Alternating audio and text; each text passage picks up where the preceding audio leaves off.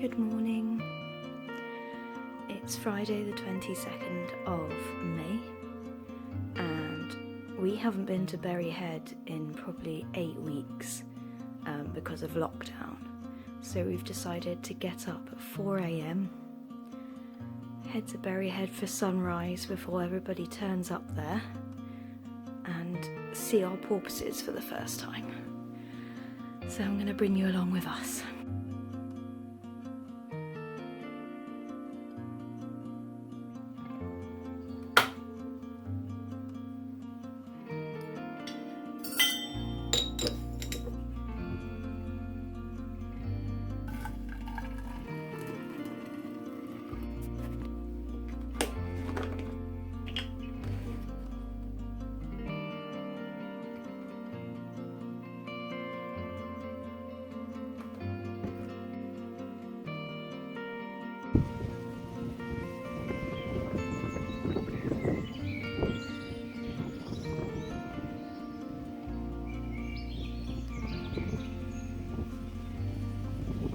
Just arrived at Bury Head and there isn't a soul in the car park, which is perfect. And it's actually raining, so it's not exactly the weather that we hoped for. But it feels quite exciting being up really early and getting out in nature. It feels like I'm travelling and going on an excursion, even though we've been here 1,000 times. So tip to make nature feel more exciting: get out your comfort zone and get up a bit earlier and go somewhere you usually go, but it might look completely different because it's super duper early. So we're just walking to the headland now and we've got a clear view of the sea. There's no sea mist or anything, it's just cloudy and dark. So we might not get the best view of the sunrise, that's why we came. But we might see some porpoises, which is the main reason, because I turn 30 tomorrow and I want to see some porpoises for my birthday.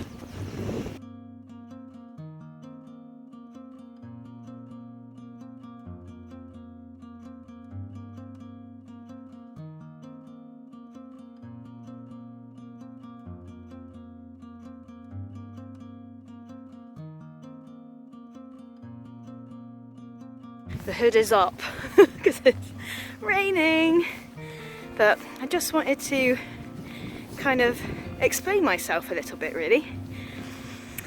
So those of you who know me well know this, but those of you who don't are new to this channel and haven't been following Conservation Chat UK, then you won't know that I'm the co-founder and lead researcher at Operation CETACEAN. So it's a project that I created when I was at university because I started studying the harbour porpoises that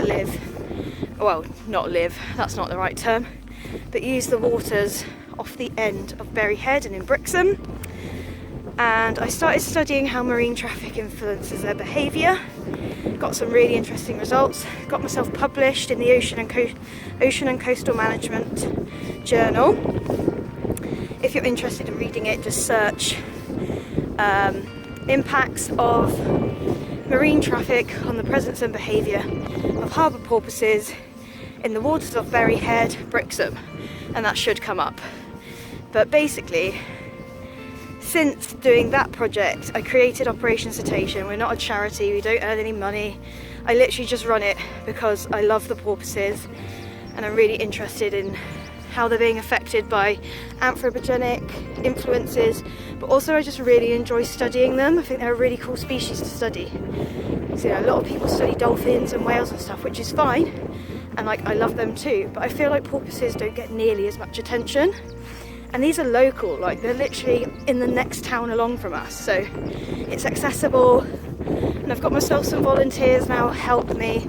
I mean, since lockdown we haven't been able to do anything.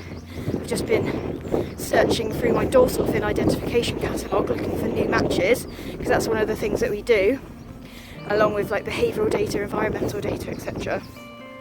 So that's why you'll probably see a lot of upcoming videos of me with my volunteers, and also teaming up with the SEAL project and their research, going out on boats and basically enjoying data collection and doing sciencey stuff. So I just wanted to kind of explain that, because I'll be talking about porpoises all the time, and you guys will probably be like, why is she going on about porpoises all the time? It's because it's my study species of choice, and you know, I'm a conservationist and that's what I choose to do. But you know, if someone would pay me to do it, that'd be ideal. But at the moment we just do it for passion, and that's enough.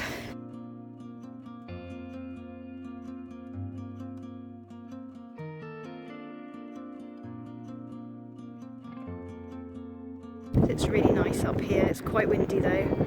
No signs of any porpoise yet, but we are seeing gannets, which is a really good sign.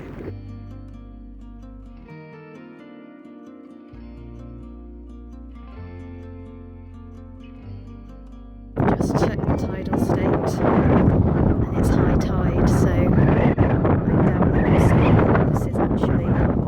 Should have thought that through before I came out, but it's still nice to come out into nature and enjoy a bit of weather.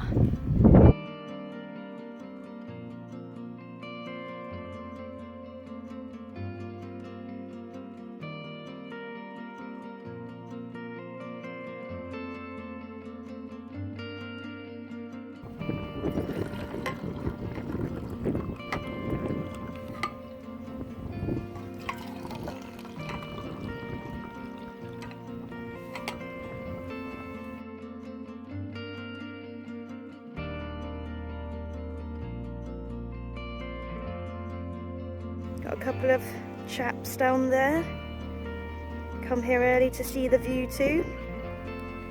That's actually the Quarry, so that's where we go a lot to take our dorsal fin photos, because it's easier to get the porpoises from their sides. And it's usually really lovely and quiet down there.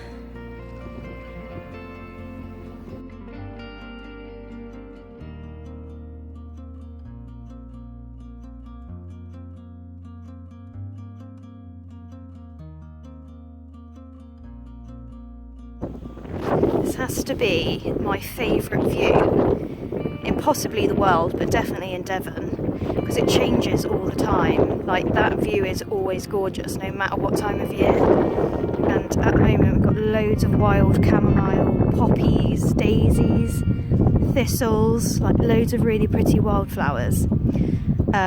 But once it gets really hot in the summer, everything will kind of die off and it'll be really sparse and dry, and then the sea will be really blue, and it'll just like be sapphire blue and really beautiful. And then in the winter it's just kind of moody with the mist. So I would challenge you, if you're local, to come to Berry Head in each season of the year and take a photo of this view and see how they all differ, but I can guarantee that they will always look beautiful.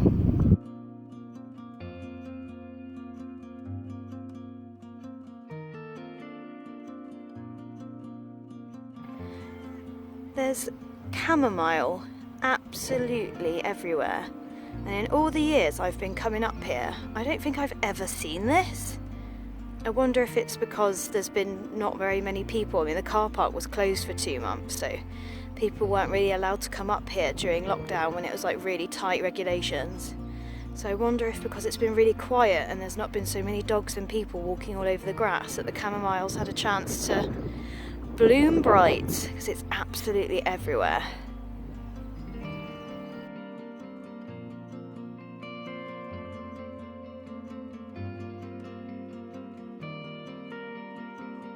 We're just walking back from the headland now, but I just wanted to take a moment to say that we've reached 100 subscribers, which I think is amazing. So I just wanted to say thank you to each and every one of you who have subscribed, because YouTube is actually really fun for us to do, and it's just another way for us to bring education and like fun learning about wildlife, nature, conservation, ecology and everything related.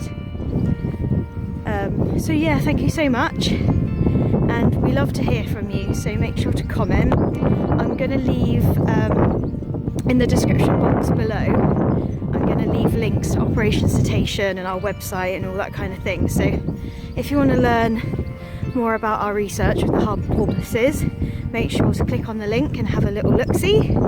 And there's also a video about how to tell the difference between a porpoise and a dolphin on the channel. I think it's one of the very early videos I did, so check that out.